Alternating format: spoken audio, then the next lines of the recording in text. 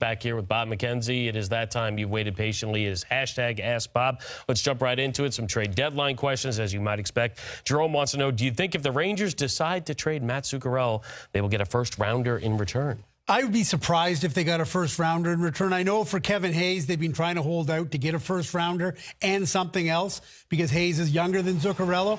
But I think the Rangers are encouraged with the level of interest in Matt Zuccarello, who's a pending unrestricted free agent, and the fact that he's playing so well right now on that number one line with Chris Kreider and Mika Zibanejad. So well, in fact, that Larry Brooks of the New York Post made a compelling case in his mind why he thinks the Rangers should be holding on to Zibanejad and not making him part of the rebuild and not just taking a second-round pick and a prospect, which might be the return for him. But if they can move Hayes, they will. If they can move Zuccarello, they will. If they can move Adam McQuaid, they will. Those three guys are the targets to try and bring in draft picks. And, you know, it's getting closer and closer. All right, let's bring it to Western New York. Buffalo Sabres. Kyle wants to know, will the Sabres make a big splash at this year's trade deadline? I would not think so. I think they're going to try and make a big splash at the draft, potentially 3 first-round picks because some of the deals that they've made where they've offloaded players before. They're certainly not going to be buyers. They're not going to take those potential 3 first-round picks and start buying unrestricted free agents as rentals and in a bid to try and make the playoffs. Now, don't get me wrong. Jason Botterill, Phil Housley, they think it's important to stay in the playoff race. They think it's important for the development of their young players that they stay close, that they give it their best possible shot, but not at the expense of giving up future assets. So I don't see that happening. Now, the other question I get asked a lot about the Sabres is, what about Jeff Skinner? He's a pending UFA. He's been shooting the lights out this year on Eichel's line. They have started preliminary contract negotiations on a contract extension. Could get real expensive. I wouldn't be surprised if the Sabres are hoping it comes in at $7 or $8 million a year on a long-term deal, and Skinner's probably thinking, nah, you know what, maybe we should be looking around $9 million because I just keep scoring and scoring and scoring. In any case, he's got a full no-trade, full no-move clause. So if things don't go well on the contract front between now and the deadline, there's not an issue here where they would potentially think, you know what, we should trade this guy and try to get something in, unless he said, you know what, trade me. But no one sees that happening. He likes it in Buffalo, and he wants to try and get a deal done. All right, let's head north of the border, talk about the Ottawa Senators. Patrick wants to know, what are the odds that the Sens keep Mark Stone, Matt Duchene, and Ryan Dzingel? Mentioned this in the pregame show tonight, and honestly, I really, really, really think that these guys are likely to go to market, certainly in the case of Stone and Duchene. And if they're going to market, they must be traded. The Senators are not the Blue Jackets. With Artemi Panarin, they can't afford to hold on to these guys. They need to get something for them. Now, the one caution that I have is that I'm sure over the next day or 2 or 3, the Sens are going to make a final push to try and get Stone and Duchene signed. I can't imagine that this bears fruit, but you never know. And you never know what the final offer is going to be, and things can always change with one phone call. But all things being equal right now, I think we're going to get a couple of big names added to the trade board fairly soon. All right, our next question comes from Forever a Sabres fan. It also comes from Dead Inside is the other name next to Forever a Sabres fan. It's been a long time since they've won a playoff series. Are the Panthers looking to send Jonathan Huberdeau to Columbus, or are they looking to trade him to anyone so they can make room for Panarin and or Sergei Bobrovsky? It's been interesting. There's been a lot of Jonathan Huberdeau trade rumors and a lot of debate, both inside Florida and outside. Are they legit or not? I believe that Huberdeau has been told by the Panthers, we're not trying to trade you, we're not shopping you. You know, you never get the full thing where a team says, under no circumstances will we ever trade you, because, you know, sometimes it just needs to happen. But I think he's been assured in the short term anyways. Listen, the Florida Panthers, they would like to get Panarin and they would like to get Bobrovsky, but they don't want to give up assets as valuable as Huberdeau at the deadline to try and do it. These players, Panarin and Bobrovsky, are going to be unrestricted free agents in the summer.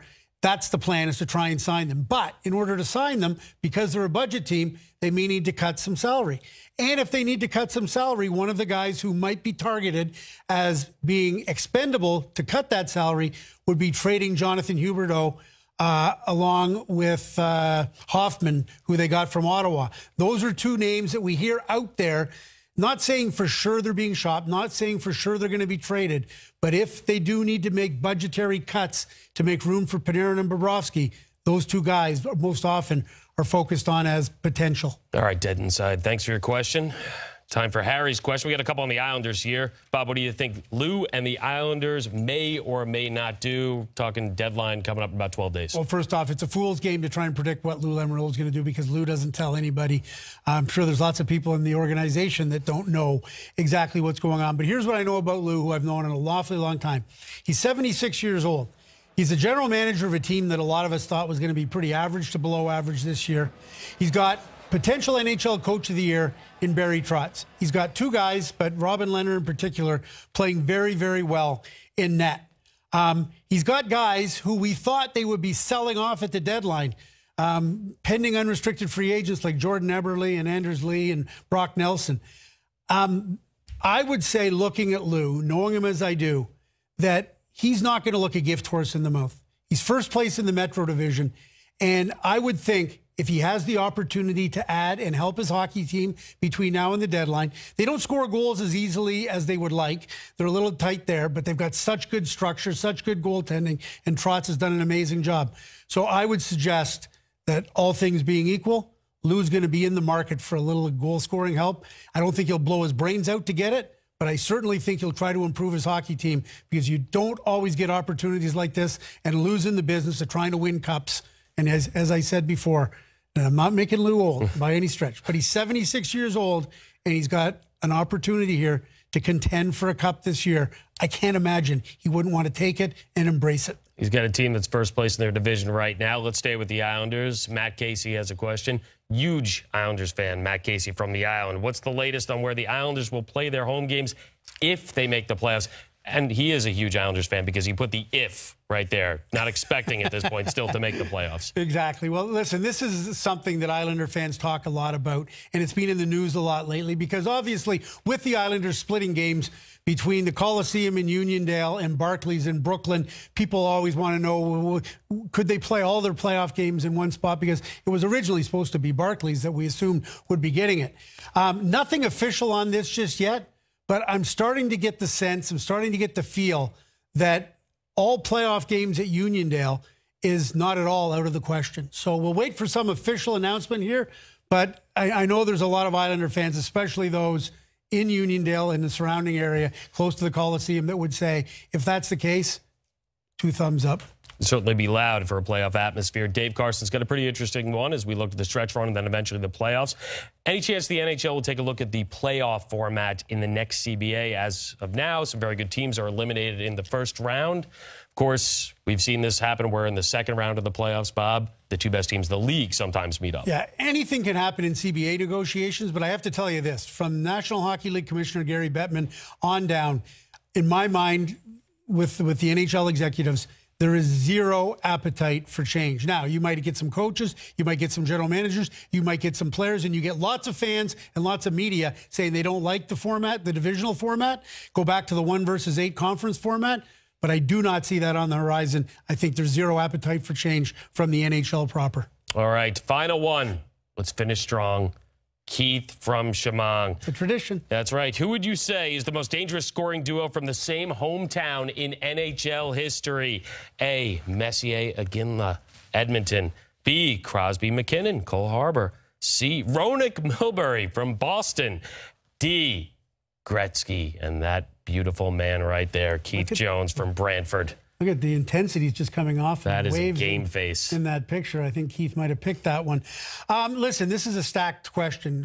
It's not fair because whoever is paired with Wayne Gretzky, that's got to be the answer because Gretzky's, of course, the all-time point leader, and everybody's going to pale in comparison to Gretzky, the pride of Brantford. Now, as for Gretzky-Jones, I mean, I think it could be Gretzky and Chris Gratton because Chris Gratton's from Brantford and he's got more points than Jones. But it could be Gretzky and Pat Hickey because Pat Hickey's from Brantford and he's got more points than Jones. And you know what? It could be Doug Jarvis and Wayne Gretzky, the Iron Man Doug Jarvis, because he's got more points than Keith Jones and he's also from Brantford. It could be Bill Cook. Bill Cook was born in 1895. Okay? I think that's Bun's brother, but I'm not sure. Anyways, he's got more points than Keith Jones, and he's from Brantford. And then there's even Adam Henrique, currently playing in the National Hockey League, continuing to open up his gap between him and Keith Jones. So Gratton, Hickey, Jarvis, Cook, Henrique, and Gretzky. Any of those would be absolutely perfect. But Keith Jones does have all over Greg Steffen and Jeffries, 2 goaltenders. Okay. From Brantford. And if Jonesy's going to any family reunions in Brantford, he's got it all over guys like Lenny Hackborn or even Brent Gretzky. So wow, we went back to 1895. And he just named a few. He could have turned the page. Jonesy might come out of retirement to catch Cook.